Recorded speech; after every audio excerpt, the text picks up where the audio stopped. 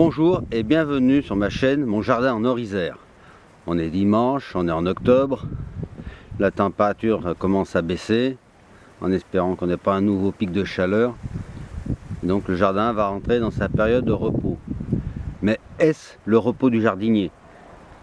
Il est bien évident que même à l'automne et en hiver, il y a quand même du travail à faire. Le premier de ces travaux, ça va être de préparer la saison suivante. Alors qu'est-ce que j'entends par préparer la saison suivante?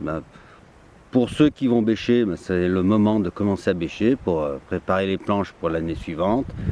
Ça va être le moment de désherber si vous voulez, si l'herbe a bien envahi les planches. Ça va être le moment de regarder pour l'agrandissement aussi du jardin, si vous voulez agrandir, si vous avez un peu d'espace disponible qui n'a pas encore pu être cultivé par manque de temps ou simplement parce que c'était pas le bon moment pour le faire. Vous voulez faire un peu plus de légumes, il faut agrandir certaines planches ou agrandir la superficie du jardin.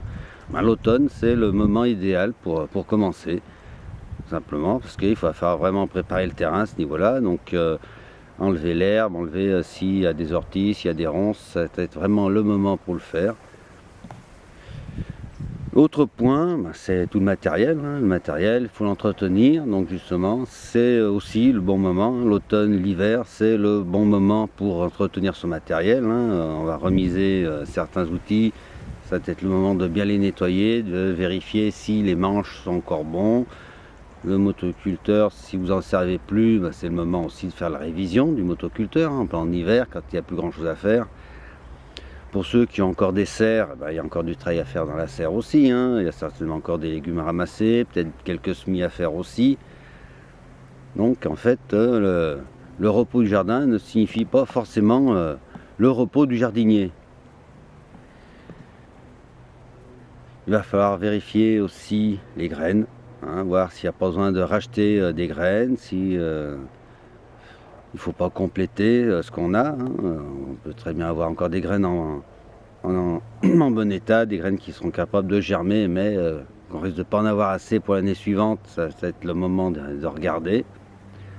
Pas forcément le moment d'acheter, mais au moins le moment de regarder ce qu'il va falloir pour lancer la saison suivante.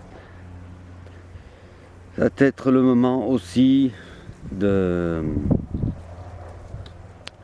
comment dire, de penser au plan, savoir ce qu'on va faire au jardin, où est-ce qu'on va y poser, pour ceux qui veulent des jardins bien organisés. Ceux qui préfèrent des jardins un peu plus fouillis, cette étape ne les intéressera pas, mais ceux qui font vraiment par planche, par rangée, c'est le moment de se dire, tiens, cette année j'avais fait tel légume à telle place, l'année prochaine il faut que j'y mette autre chose. Qu'est-ce qui va bien succéder efficacement à ces légumes? Ça va être aussi le moment de faire le bilan. Qu'est-ce qui a bien marché, qu'est-ce qui a moins bien marché, pourquoi ça a moins bien marché ou pourquoi ça a très bien marché.